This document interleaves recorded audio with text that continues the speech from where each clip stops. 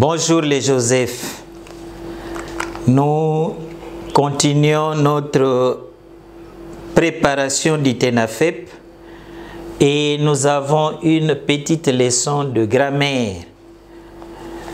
J'ai donné deux petits exemples au tableau. Apportez-moi une chemise. Le mot qui m'intéresse là-bas, c'est une.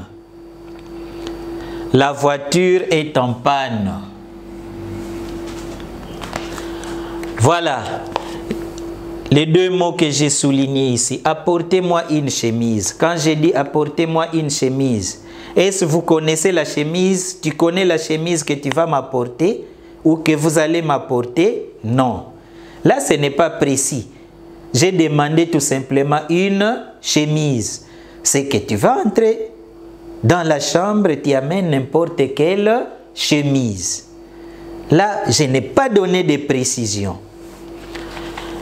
Ici, on dit la voiture est en panne. Vous voulez partir à l'école, mais le chauffeur essaie de démarrer, la voiture ne répond pas. On dit la voiture est en panne. Quand on dit la voiture est en panne, c'est qu'on connaît bien la voiture dont on parle.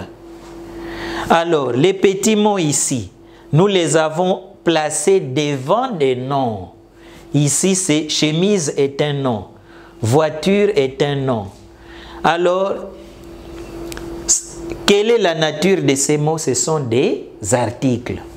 On nous dit, l'article est un petit mot que l'on place devant les noms pour déterminer le genre et le nombre du nom.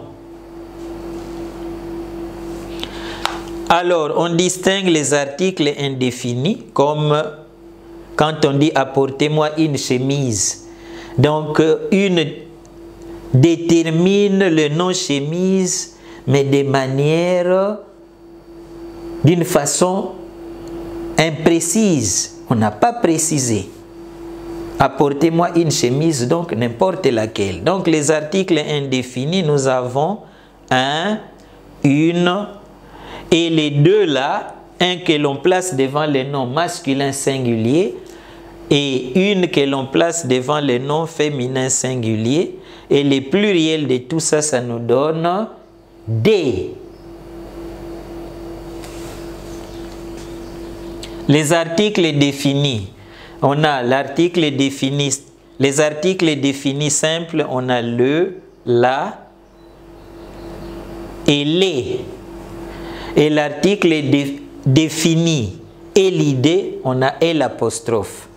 Alors, sachant que le, la et l'apostrophe au pluriel, ça nous donne les.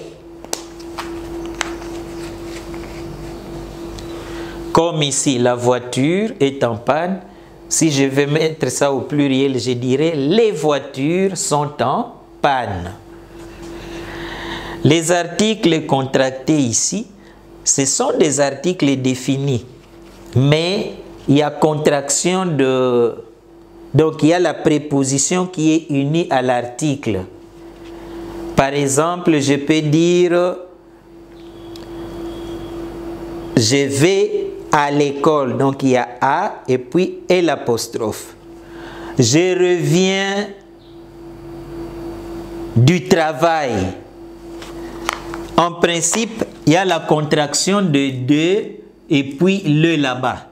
Au lieu de dire je reviens de le travail, la contraction de la préposition ici plus l'article, maintenant ça va nous donner du. Je reviens du travail. Ainsi de suite. Donc les articles définis contractés, on a O, à la, à et l'apostrophe, du, de la, de et l'apostrophe, O et D. Voilà, maintenant, nous allons d'abord nous entraîner un tout petit peu avant que tu puisses faire les exercices seul.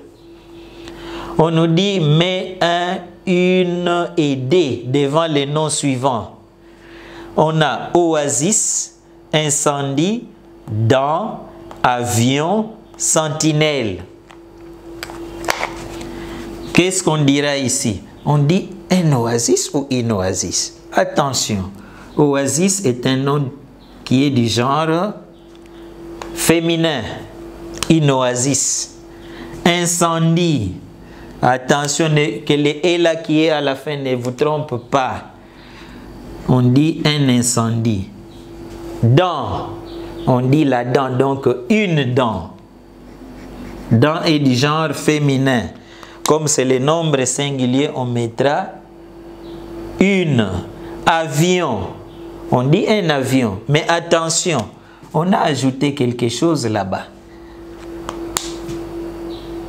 C'est le genre masculin, mais le nombre pluriel. Dans ces cas-là, on va dire des avions. Sentinelles. Ah, souvent, les sentinelles, ce sont des hommes. Hein? Mais, comme c'est au singulier ici, on dit toujours une sentinelle. On ne dit jamais un sentinelle. Toujours une sentinelle. Ici, on dit, mais l'article défini qui convient. Neveu. Neveu est du genre masculin. Nombre singulier, on va dire les neveux. Orphelin. Ça commence par une voyelle. Alors, au lieu de dire les orphelins, il y a élision. Donc, les « et » ici est éliminé et c'est remplacé par l'apostrophe. On dira l'orphelin. Toto. Comme c'est au pluriel, on dira les totos. Clinique, féminin pluriel. Ici, on va dire les cliniques. Nièce, féminin singulier, on dira la nièce. Voilà. Maintenant, c'est à toi de travailler à la maison. Tu as des exercices ici. Tu travailles. Et lorsque tu auras fini ton travail, tu présentes ton travail à un aîné ou aux parents. N'oublions pas de respecter les gestes barrières. Notre leçon est terminée. Bye bye, à la prochaine.